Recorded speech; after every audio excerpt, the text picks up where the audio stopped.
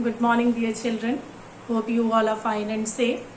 In the previous class, we already started the topic, the noun, and we studied the few types of nouns also in that class. Once again, we'll be revising, and then the remaining types of nouns I will explain in today's class. What is a noun, dear children? It is a name of a person, place, animal, thing, ideas, feelings. All these are the nouns. In a simple words, we can say all naming words are called nouns. Clear? So we studied that nouns can be countable or uncountable. Countable nouns are the nouns which can be counted in numbers. Uncountable nouns are the nouns which cannot be counted in numbers. Then we studied about the proper noun.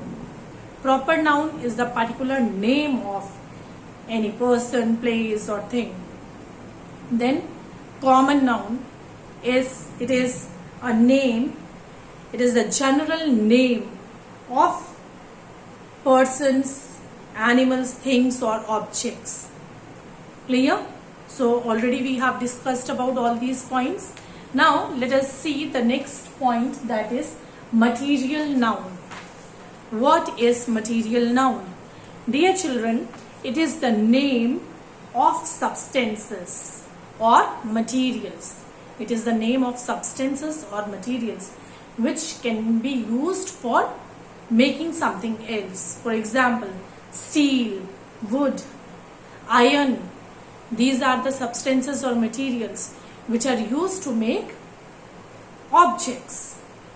Wood is used to make furnitures, the table, chair. Okay, so material nouns are the nouns. It is the name of substances or materials which are used to make different objects. Then next is collective noun. Collective noun is a name given to a group or a class. Given to a group or a class, to whole category, is called a collective noun. Flock of sheep. The group of sheep is called flock. Herd of cattle. The group of cattle is called herd. Clear? So these are the collective nouns. Mob, nation, people, all these are the collective nouns. Next is concrete noun.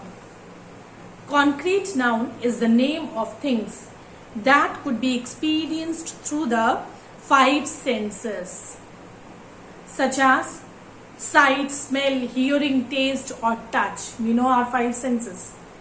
Okay, so in a common way we can say the things which we can see and touch are called concrete nouns. Okay, and what is abstract nouns? Abstract is just opposite of concrete. The nouns, it is the name of qualities, ideas, emotions, feelings, conditions.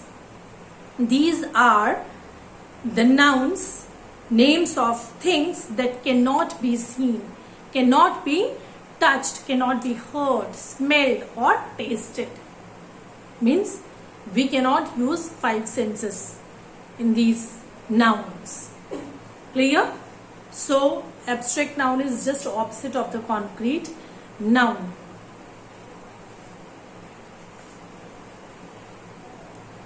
Dear children, the next point is formation of abstract nouns. Dear children, abstract nouns can be formed from different words. Words like adjectives, common nouns or verbs, by adding suffixes with them. I hope the term prefix and suffix you already know. The letter or group of letters which are added before a word is called prefix, and the letter or group of letters which are added at the end of a word is called suffix. Clear? So abstract noun can be used from other words such as adjectives, common nouns and verbs by adding suffixes to them, making abstract nouns. So it is possible to make new abstract nouns by adding the suffixes like NESS, ness, DOM, dumb or Y, etc. to an adjective. Look at the example. Happy. Happy is an adjective.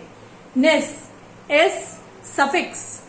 So we get the new word happiness. Dear children, always remember when the word is ending in Y and we add any suffix with it, Y is changed into I. Clear? Always remember this. And in some of the adjectives, dear children, we do not add suffix to make the abstract noun, but the word is completely changed. Some adjectives change differently to form abstract nouns. For example, long. Long is adjective. Its abstract form is length. We did not add any suffix with it, but it is changed differently. Clear? Then, making abstract nouns from common nouns. Now, making abstract nouns from common nouns. Dear children, it is possible to make new abstract nouns by adding the suffixes like ship, ship, hood, dumb, etc. to the common nouns. For example, friend. Friend is a common noun. When we add the suffix ship with it, it becomes the new word friendship and it's an abstract noun. The same way, dear children, the word child. Child is a common noun.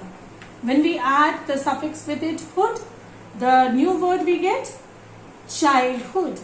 And childhood is an abstract noun. Dear children, the same way, new abstract nouns can be formed by adding the suffixes with verbs also. From verbs also we can make the new words. For example, act. Act is a verb. When we add shun with it, it becomes action. It becomes action. Clear? Accept. Accept. When we add ends with it, it becomes acceptance. The new word we get acceptance. Action, acceptance, these are the abstract nouns. And many examples are given in your book, dear children. Go through all these examples. As we studied that in some of the adjectives we do not add the suffixes, but the word is completely changed. The same way, in some verbs also we do not add suffix. You don't need to add any suffix to change into an abstract. The whole word is getting changed. For example, die, death. Clear? Sell, sail. Likewise, you can see here the examples given in your book. And dear children, I have already sent the PDF to you. Do all the exercises in the book and all the definitions you have to do in your notebook. Clear? You have to write and learn them with your with examples. I hope this chapter is clear to everyone. Now next week we'll start the new chapter. Thank you.